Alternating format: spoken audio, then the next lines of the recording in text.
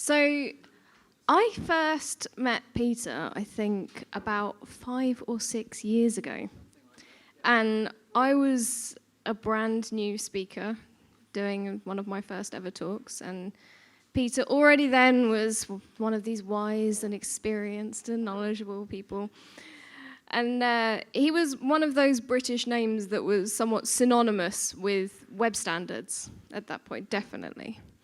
And now Peter really spends his time helping bigger organizations, these juggernauts, understand and choose really the best technology for the job. It requires a lot of overview of the technologies and understanding what works best in different situations. So I think that this talk is going to be really interesting because it's going to give us a great insight into the kinds of things that Peter does. So here I give you Peter Gasston talking about surveying the landscape, threats and opportunities for the web. Please, a round of applause. Thank you. Thank you very much. Thanks. Yes, I'm Peter Gasston, as you've just heard. I'm the senior creative technologist at an agency called Rehab Studio in London. So that means, as we've just heard, that my role is very broad. I have to be kind of technology agnostic. But I come from a long background on the web. To say long, this is what the web looked like when I first started using it. I think me and Andy Clark were probably the two people actually making a living from the web in the UK at that time.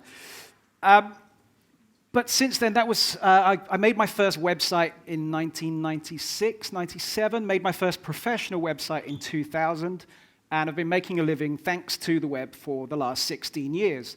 So I was a bit gutted in 2010 when Wired told everyone that the web is actually dead. And I was like, damn it, is there any point in my even going into work tomorrow? It's too late to learn Flash at this point. Obviously, that's not true. But in my new role, where I've kind of moved slightly away from the web and more towards a broad view of technology, I think what I'm seeing is not the danger that the web is dead or even dying. But there is a danger that it's becoming marginalized. I think as so many new and rival technologies and platforms come along, there is a danger that the web is kind of being pushed aside a little in importance, and that the bulk of monetizable activity happens in apps and in other interfaces. So this talk is going to be kind of me going through and listing some of the, kind of a little slightly dispassionate overview of where the web is, where it's going, where the threats are coming from, and what we can look forward to in the next year or two, or not look forward to. We know about apps. Apps have been around for years. They're not in danger of killing the web or anything at the moment like that, anything dramatic. We're kind of happily coexisting alongside them. There's been some push towards apps, and now there's some push back from apps. But I think what we're seeing is the biggest apps, the really successful ones, are kind of diminishing the web slightly. Things like the newer platforms like Instagram and Vine kind of don't really use the web so much. Maybe they'll use it for display, but their core functionality is not there. It's not like the old platforms. It's not like Facebook. It's not like Twitter, which are of the web and still use the web. These new ones, is Snapchat, which is huge and growing very fast, doesn't even consider the web. It's not even a consideration. It's a purely mobile app. So I think there is this slight danger that it's becoming diminished. And we saw a few years ago, last year and the year before, some big companies, especially in the developing world, start to move to apps only and drop their websites. Two big online retailers, Flipkart and Myntra in India, both said, we're not having a mobile website anymore. It's apps only for us from this moment. And Apple, who made $6 billion from the App Store themselves in the last year alone, are now, in the latest iOS, have introduced this thing called universal links, which essentially hijack URLs when people send them through the web and open up apps instead if you have that app installed on your machine. And Google are bringing apps into the formerly web-only Chrome OS. Chrome OS was like the big savior operating system built of the web and for the web, and now all of a sudden there's Android apps in it. You might think that's not such a big deal because it's only Chrome OS. But this year, for the first time, the Chrome OS devices outsold the Mac in the US in the first quarter of the year. So there is a fast-growing sector. And the worst thing about the apps even existing is that if you try and use a website and you don't have an app installed, you get the door slammed in your face, like this one on Medium, where there's not even a link for me to read the article I want to read. It's hidden behind that banner down at the bottom, that app install banner. Once I actually click through onto the web, then I got another app install banner at the top of that. 3 app install banners before I'd even read a word of the article I came to see.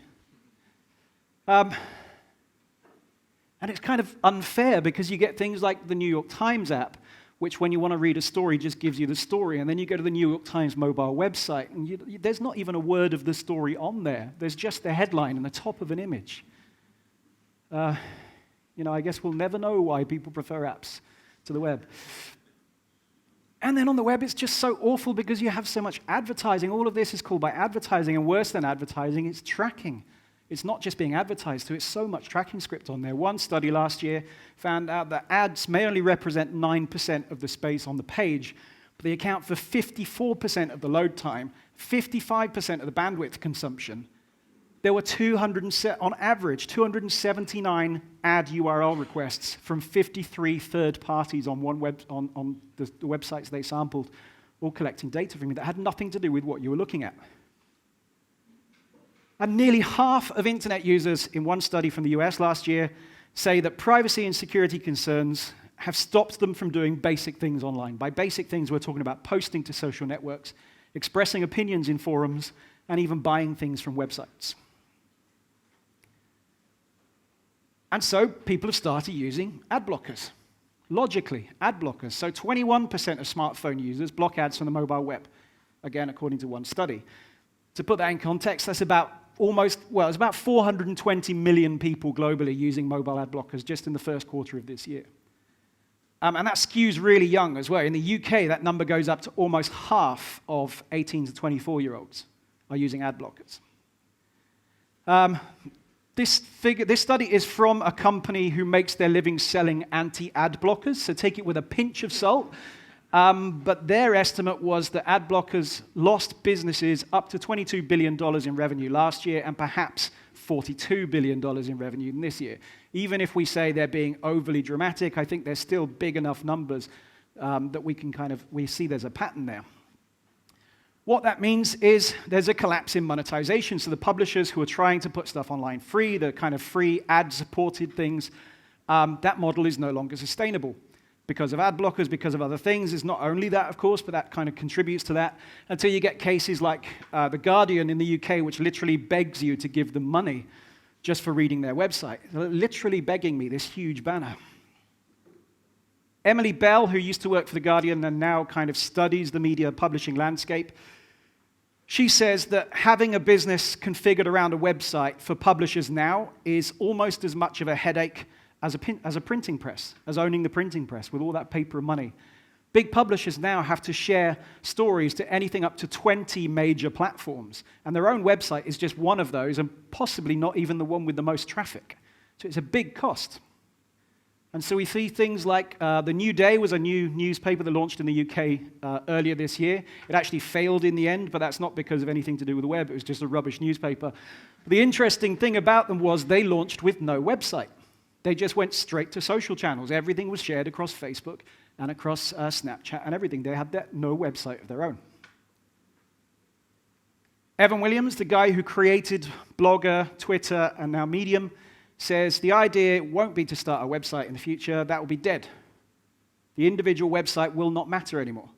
It's not going to be about billions of people going to millions of websites. It will be about going to a small handful of centralized websites, getting everything you want from there. And you might think, well, Ev Williams, you would say that. You own one of these platforms. The fact is, a lot of independent publishers are closing down their websites and moving to Medium. A lot of fairly, not huge names, but known names now are seeing their website, their own website, as a cost. And recently, Medium have launched a beta program to kind of do some advertising and revenue sharing. 400 independent publishers have signed up to be part of that. One of the people who moved, Signal versus Noise, they moved their blog to Medium a while ago. DHH says, basically running our own blog system was a case of the cobbler's shoe syndrome. If you don't know what that is, it's like the cobbler spends so much time making great shoes for everyone else that his own shoes are terrible. He doesn't have the time to look after them. And that was what it was like for them. They had such great plans for their website, but they were making great stuff for other people and just didn't have enough time to keep their blog up to date. So they let Medium take care of all that for them. And John Lax, who used to be half of T-Hand Lax, the agency, now works for Facebook. He says, a lot of designers are still focused on building websites, and I'm not sure that's a growth business anymore. He says, mobile has fundamentally changed the dynamics of how information is distributed. And again, you're going to go, well, John Lax, you work for Facebook now. You would say that. John Lax from T-Hand Lax closed down his own agency because he saw where the future was going. There have been a lot of these cases. There have been a lot of agencies closed down, bought out, moved into been bought up, been kind of integrated into bigger companies. I can tell you from personal experience, the company I work for, we're seeing that the market has changed and there's a lot less clients coming to us asking us to make websites for them. In the first quarter of this year, of all the new money spent on online advertising in the US, 85 cents of every dollar, 85% went to Google or Facebook, leaving 15% to be shared out amongst everybody else. The money is going where the audience are. The audience are largely in Facebook. There are almost 3.5 billion people connected online today, and 1.7 billion of those, which is slightly under half, use Facebook every single month. That's where all the money's going because that's where the people are going. You can see a kind of a broad change in the web. The early days of the web were about portals like Yahoo and Alta Vista and so on. Then it was about search, largely Google. And now we're seeing a move towards platforms, big platforms. By platforms, I mean things like Medium, like Twitter, but most especially Facebook. There's a great article which I've got a lot of this thinking from, which I encourage you all to read. It's called Upload Complete. It's part of a long series of articles written by John Herman in the All, who've, after he finished writing these articles, shut their website down and moved to Medium. I want to quote kind of extensively from it for a minute. So he says, Facebook has gradually replaced inside its platform the parts of the web that people used to share the most. Outside videos, outside articles, personal sites, listings, streams, soon perhaps audio streams. Facebook has seen people sharing all these things and made its own version of them on its own platform. Twitter, slowly and with a lot less leverage because of the smaller user base, has been doing the same. The platforms that came of age that, because of the web, are starting to leave the web behind. And understood from the perspective of the web and the perspective of publishers especially, the last 5 years have represented a kind of a tragedy of the commons. This is when everybody has a shared resource, and because they act in their own interests, kind of depletes that resource. They don't act with an idea of the greater good. So the platforms have grown big and strong. Websites and publishers just put all their eggs into that basket. They've put everything they want into that platform to go with the audience. They might have had some worries about control and identity, but they put those aside and they followed the audience into a very unpredictable environment. A company that can claim nearly every internet-using adult as a user is less a partner than a context, says John Herman. It's a self-contained marketplace to which you've been granted access, but which functions according to rules and incentives that you cannot control. This is not a new story. This has happened before. This has happened with the railroad, with electricity, with cable, with telephone. Pretty much sooner or later, all of the new technologies of the late 19th and 20th century eventually evolved into privately controlled behemoths through which the flow and nature of content is strictly controlled for reasons of commerce. People go there because it's called the network effect. Basically, if all of your friends start buying a telephone, you have to buy one too because that's where the conversation is happening. This is what's happening on Facebook now. Everybody's there.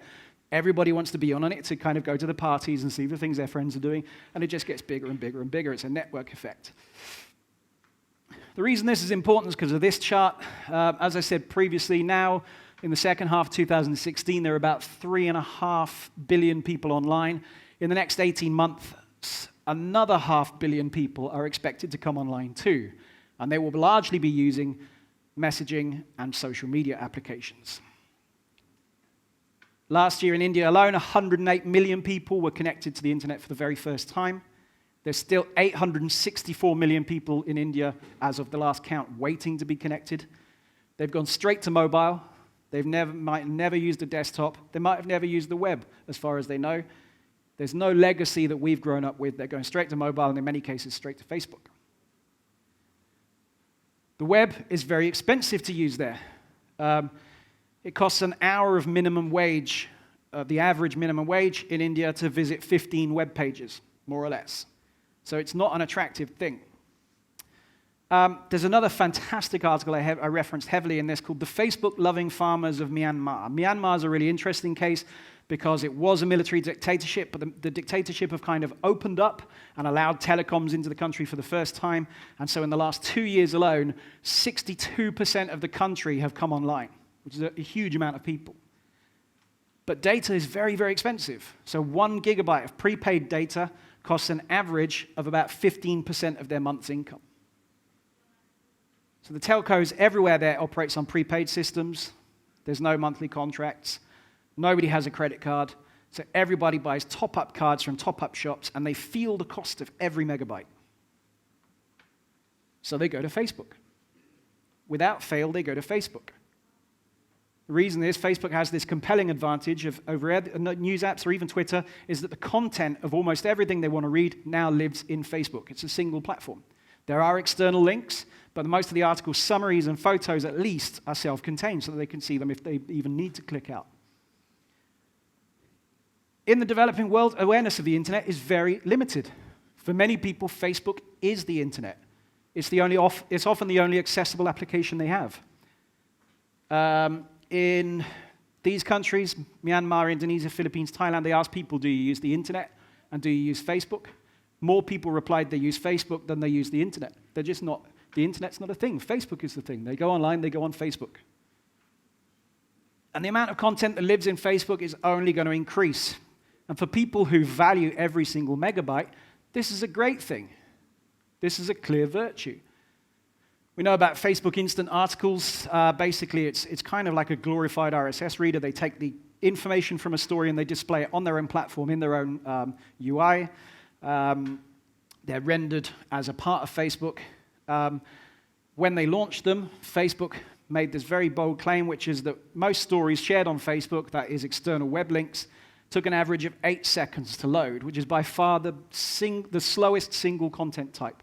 News stories were the slowest things to load of everything because the web pages are not optimized. So people were not clicking through. So Facebook, this is their excuse anyway, kind of took this in and made instant articles to make reading things fast, as much as 10 times faster than standard mobile web articles. Their claim, not mine. Paul Kinlan of Google wrote another fantastic article called Rise of the Meta Platforms and the New Web Browser. He made this chart showing some of the biggest platforms in the world. iOS, Android, and desktop are obviously the host platforms, but then there are meta platforms, things that live on platforms. A platform on one or many platforms only used and consumed by using another platform, which includes Facebook, Line, which is a huge messaging platform in Japan, Kakao, the same in Korea, WeChat in China, and the web. And almost all of those, especially Facebook, Apple, Kakao, and WeChat, are now bringing content into their own platforms away from the web. They're doing instant articles-like thing to control. They're choosing to host the content within their own apps. And this, according to Paul, is a direct and compelling threat to the long-term health of the web.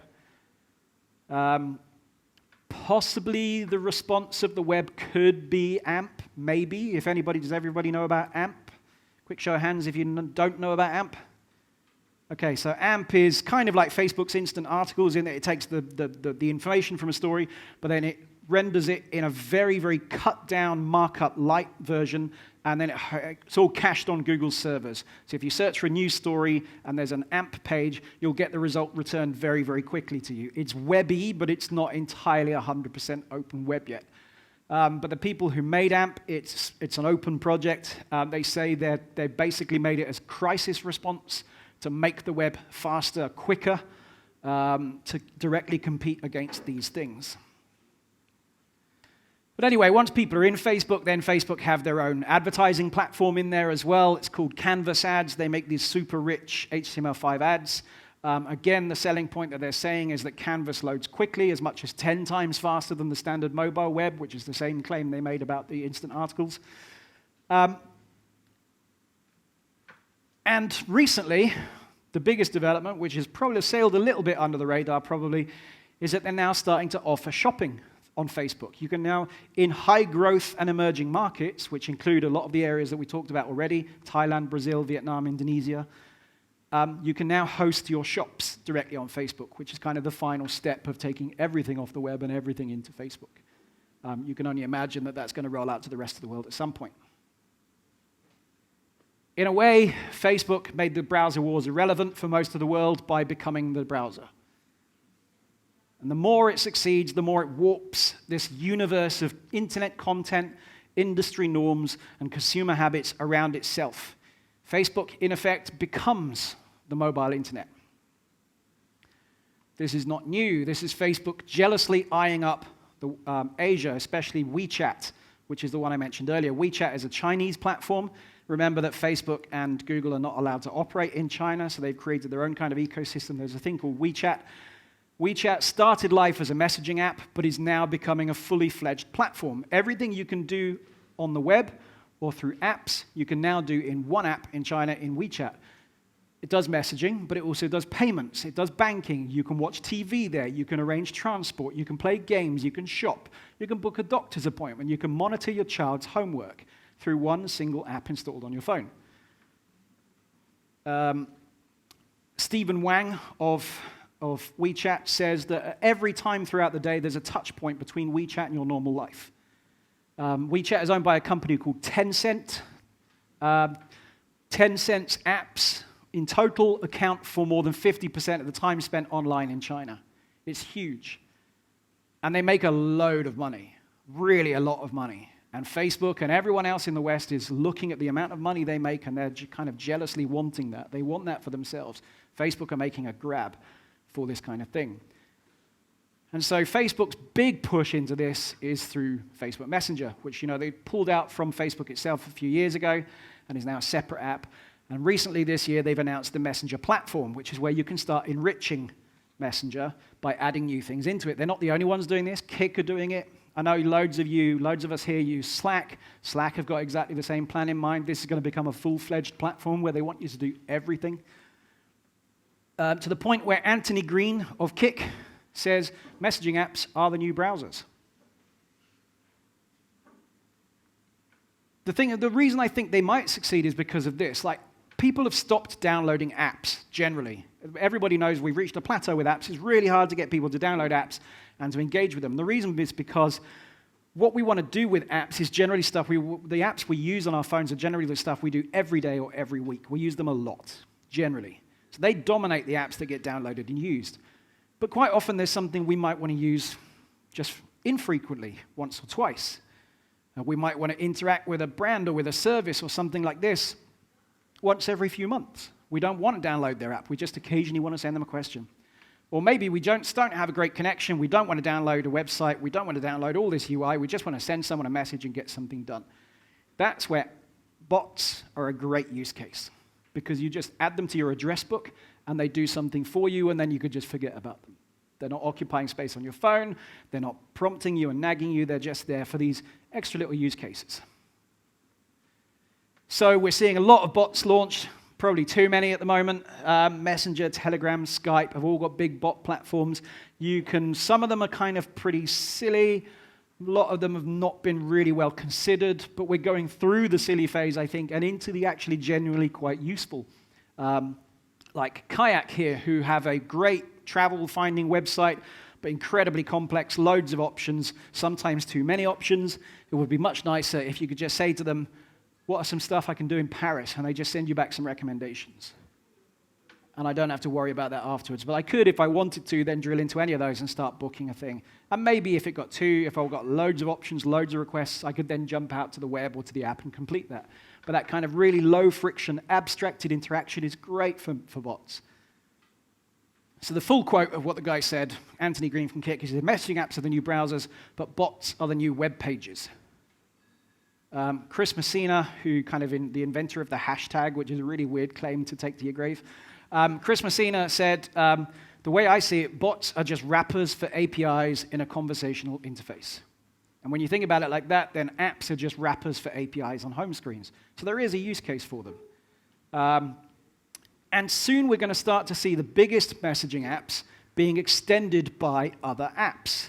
Facebook's iMessage is for iOS 10. When it rolls out, we'll do this. You'll be able to have the apps on your phone actually bring functionality into Messenger, into iMessage.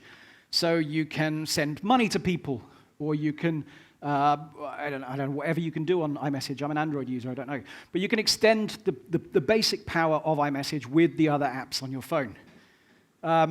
Right now, you need to have those other apps downloaded and installed, which is a bit of an extra step. But Google are working on that. Don't worry. They've got these things called instant apps. And an instant app is when you click on a link that's registered, where the URL is registered in the App Store, it will download a tiny bit of that app, let you use it, and then destroy it. So you get all the functionality from an app, but there's no install required. There's no download and install required at all. You get just enough of the app to do something. And it just does this complete end run around the website that you were trying to load in the first place. The people who are really out in front of this are Uber. Uber have an app, but they've also kind of exploded out into all loads of different places. If you use Google Maps and you want to get directions somewhere, you'll see a little thing that says, get an Uber here. Or if you use Untapped, which is an app for beer lovers, and you check into a beer and it goes, hey, do you want to lift home from here? Why not get an Uber? And they're just showing up in all these little places. It's kind of in Messenger. If you type an address in Messenger, say to your friend, hey, I'll meet you at this address in 10 minutes, you'll get a little thing coming up saying, do you want to get an Uber here? Their app's kind of secondary. It doesn't really matter. It's just appearing everywhere. And this is a really big thing. I think this kind of exploding and imploding kind of little bits of apps and fragments appearing all over the place. And I think the logical end game of all this is maybe things like Voice UI or No UI, which is something like the Amazon Echo or Google Home, where you get all the services that you need access to. If you want to order an Uber, you just say, hey, Alexa, order me an Uber to here. Not only do you not see the web, you don't see any user interface at all. There's no web in there whatsoever.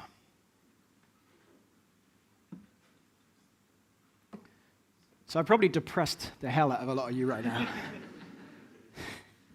That was kind of my intention. But it's not all bad. Some people say the web is dead. I never claimed that. I'm not saying the web is dead. Remember, marginalized was my word. But some people are saying the web is dead. Chrome recently went to 1 billion users on mobile each month. And remember, for every smartphone in the world, for all the smartphones in the entire world, there is a web browser on that smartphone. To varying degrees of utility, there is a web browser on that smartphone. And people still prefer shopping online than they do on the web than they do in apps. In the biggest 5 countries in Europe, by terms of economy anyway, in the last month, where people have purchased online, the great majority have done so through the web rather than through an app, because they don't want to download that app in the first place most of the time.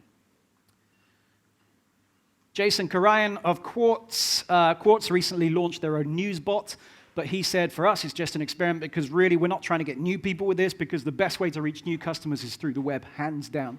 The reach of the web is huge. And even WeChat, this thing which has just gobbled up China, is expanding outside now. All of the pages in WeChat are basically mobile web pages. They're just extended using, they're kind of in a web view, but they're extended using WeChat's own API. Alessio Basso, who works for WeChat in China, says, I believe that WeChat is actually an incredible driver for adoption of mobile web techniques, because while in the West, a lot of companies are still native first, especially iOS first, in China, the most important presence you can have is a mobile-optimized website. The only difference is you're not viewing that through a browser, you're not viewing that through Chrome or whatever, you're viewing it through WeChat, a web view inside WeChat. WeChat has become the browser. And those companies we talked about earlier with their app-only strategies, Flipkart and Myrna, They said, well, forget the web, we're going app only. Flipkart directed all their mobile traffic to app stores, and only 4% of people installed the app.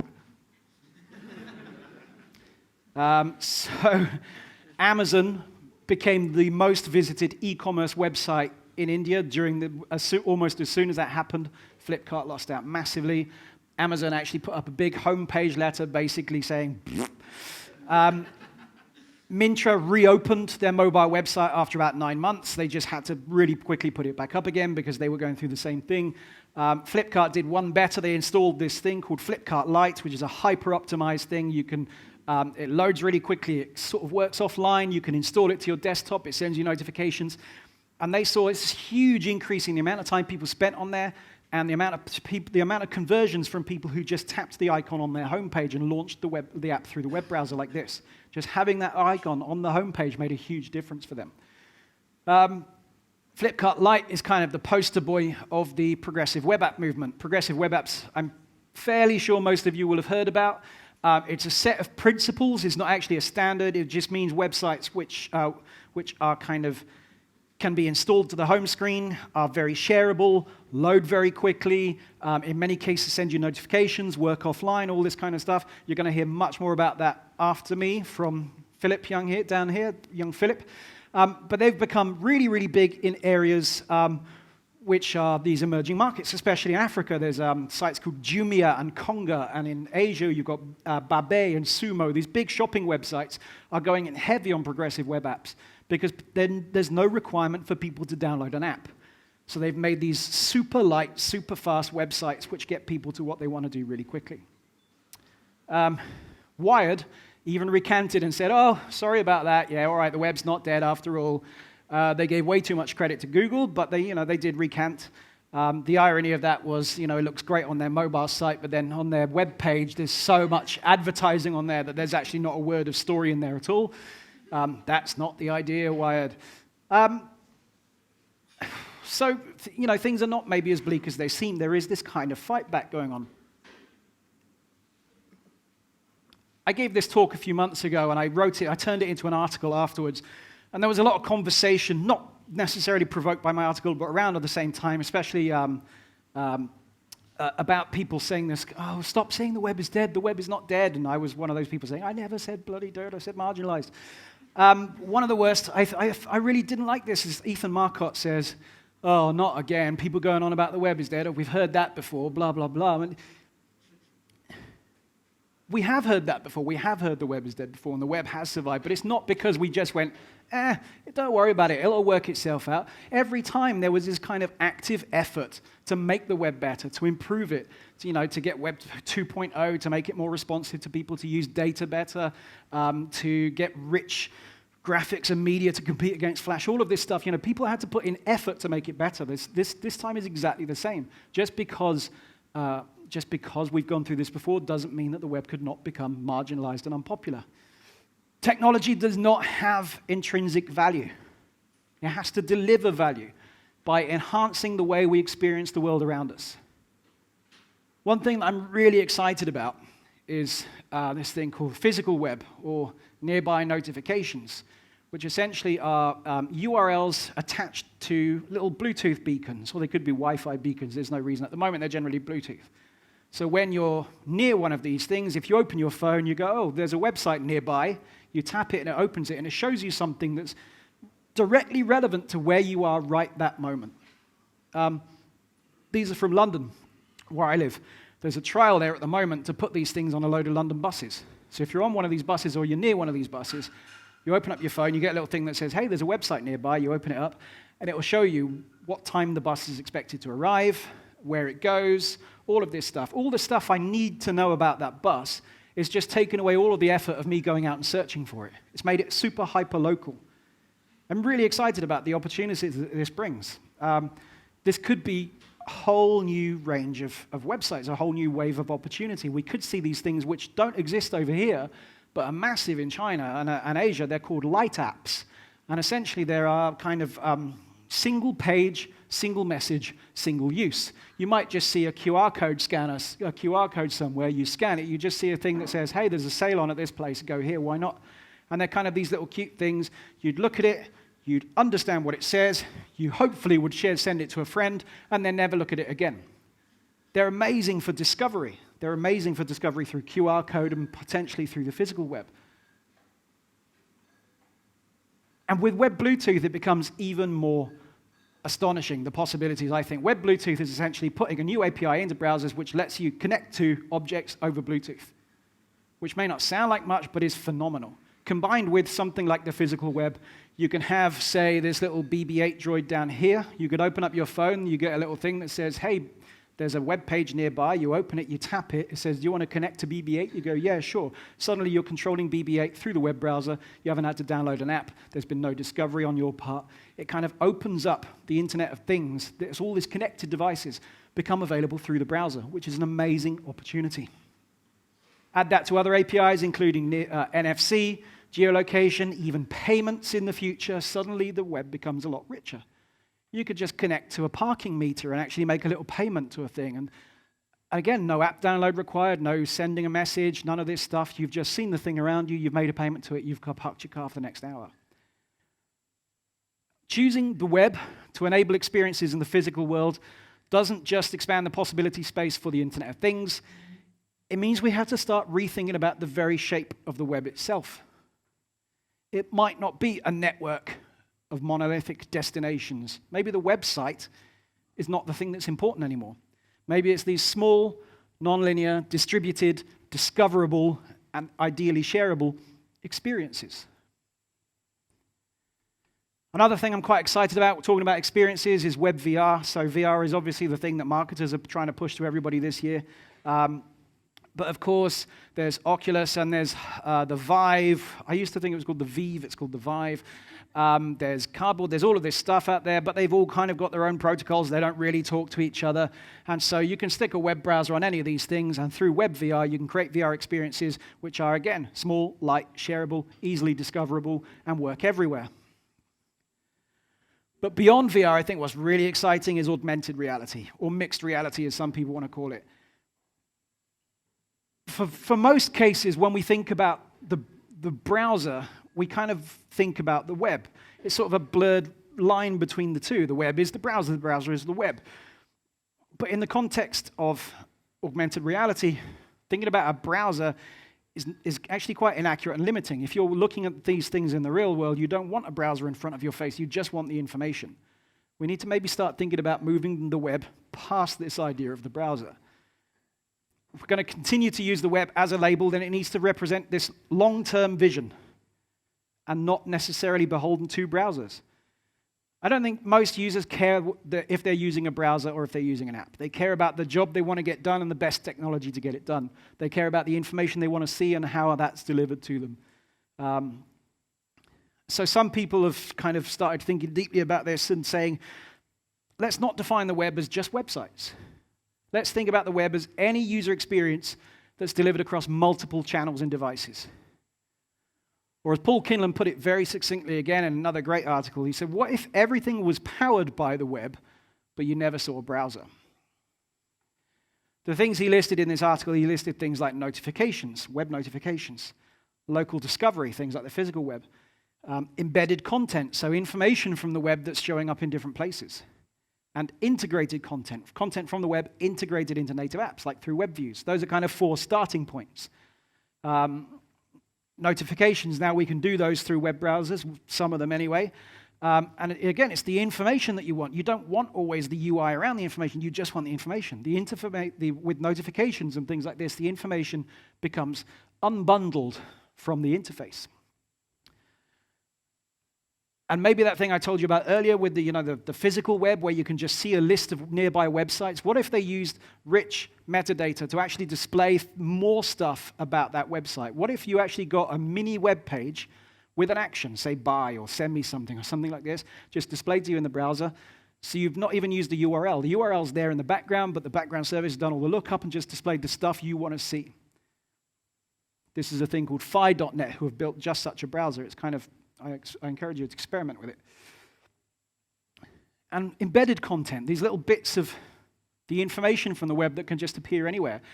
There's a couple of interesting early stage experiments with this one called Cola, which is like a messaging app, but you can essentially send little, what they call bubbles, which are miniature web apps, and you can just send those to people through this messaging interface. So it could be flight arrival times, it could be weather. Think about Google Now if you use that, or anything like that kind of interface, which just uses little stacks of cards. You could attach those to messages and send them to people. Or this other one, which is here called Hyper, which does a similar thing. You can kind of create these little stacks, these Hyper cards, and if you have a native app, you'll see it as a native app. If you go to a web address, you'll see it as a website. They've all got a unique URL. They're just enhancing, they're kind of embedding the content from the web, which lives on the web, and the URLs, and the idea of the web is just wherever people go, there the information is. Kevin Kelly of Wired describes this as kind of a containerized, embeddable article that travels to any site with your brand, with your revenue, with your analytics, and your links attached to it.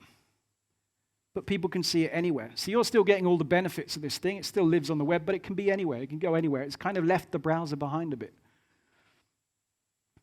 We need to start thinking of the web as a first-class citizen. It's universally accessible. It's multi-device, it's multi-context. We need to start thinking of that as the thing that enhances native and not the other way around. This is the real thing. The web is the great thing, not just the thing that you open up in a browser or you open up in a web view after a link. The web sits everywhere inside native.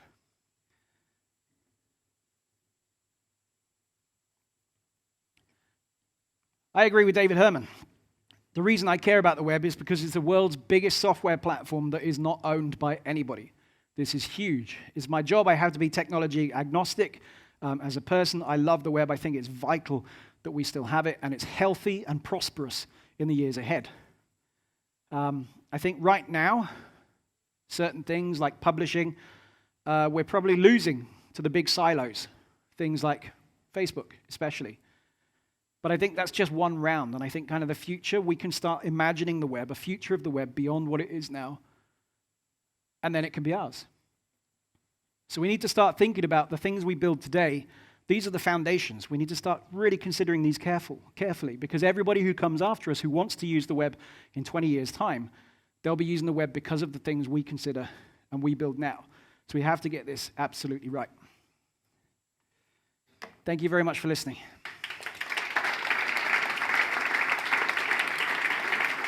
Cool.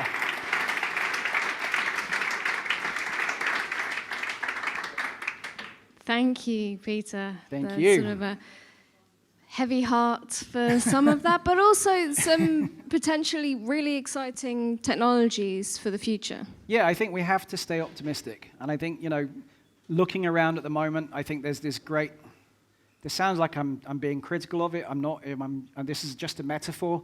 There's this great sucking vortex at the center of the web, which is Facebook. But the web doesn't have to be restricted to that. There's so many more things that we can do with it. And I think it's a really, really, really exciting time. Genuinely excited about it. If anyone wants to hear negativity about Facebook, they can speak to me later. Was this a hand waving over here with a question? Fantastic. Thank you. Hi. Thanks for the talk. I'd like to know, what are your thoughts on the Facebook's free basics platform and what threat it poses to open web? Boo. Yeah, that's very succinctly put. So, I get if we take them at their face value, so Facebook's free basics essentially in developing markets, they will give people a SIM card which allows them free access to the web for certain pre-approved websites. One of them, of course, being Facebook. If we accept them at their face value, I think it's a nice thing. Here's the free web. There's a lot of people out there who can't get online, they can't afford it, it is expensive, have it. If we don't take them at their face value, and we look at it probably a more realistic picture, then yeah, it's a land grab. They want to get all those people, and they want to get them locked into their platforms. And yeah, they're allowing other people around to use it, but really what they want to do is find these next 500 million people coming online, and they want to be the go-to destination. So I think in that case, is very, very cynical, and I kind of approve of the actions of the government of India of outlawing that. But I think it will be back in another form. Yeah, if they were truly so generous, they would offer it without caveats, wouldn't they? Anybody else got a question? Fab. Here at the front, just there. Yeah, I'm also a little depressed from your talk, so it means... It was supposed to be uplifting at the end. It was supposed to be uplifting. Come on. No, but that means it was a convincing talk. Right, good, okay. My question to you is, what can we as creators do to keep the web an open platform and accessible and prevent all these behemoths from destroying it? Yeah, I mean, again, I don't want to make it sound as if it's the end of the web. It's not the end of the web. It just becomes maybe marginalized. That's the worst case scenario. That it's less important. And all the money and all the activity and everything else is being done out there.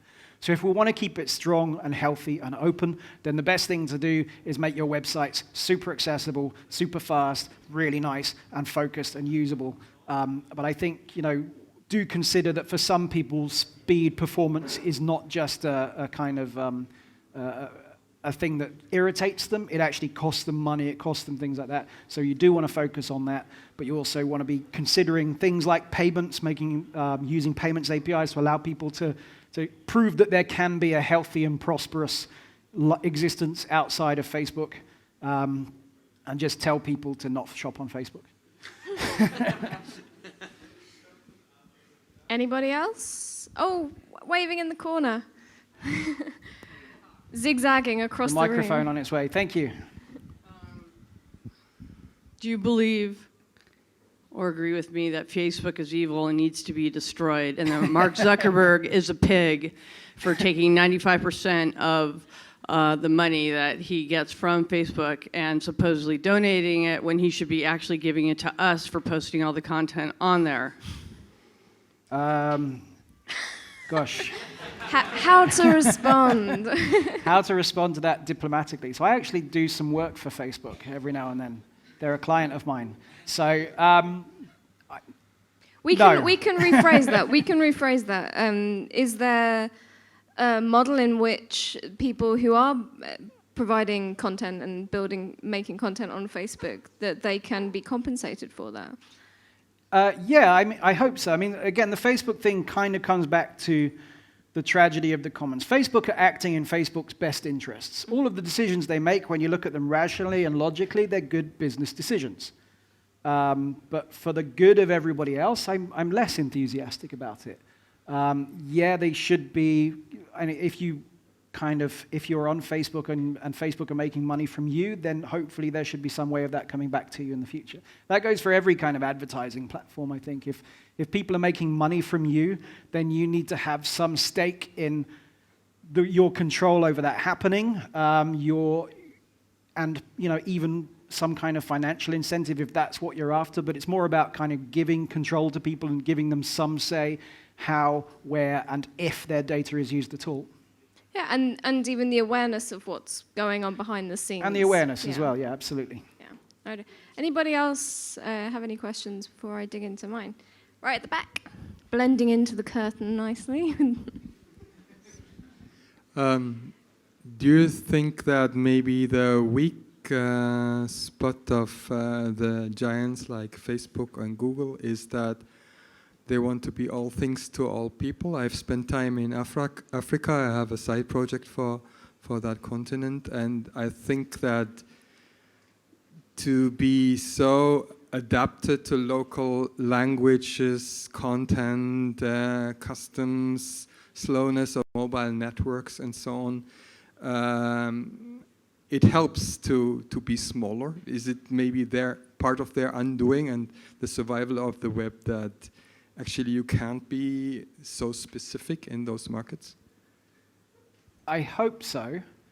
The experience of looking at companies like WeChat in China makes me think that possibly not, where they literally are everything to everybody. Although they work with some third-party providers, but they didn't succeed outside China. Isn't that they haven't encouraging? succeeded? They haven't succeeded outside of China. That's correct. But yeah, with the protection of the Chinese government, they've done exceptionally well. When they try and get out in the broader world, we'll see. Yeah, I mean, I hope so. I hope there is weak spots. I don't want to see the end of Google. I don't want to see the end of Facebook. It's the same thing. I just want a healthy, thriving ecosystem with plenty of competition. I don't want to see 4 companies control everything that I visit and everything that I go to is essentially my position. We're going to have to wrap it up now, but you'll be around this evening at the I will, party yeah. in this room. And so if you have any more questions, you can direct them to Peter now.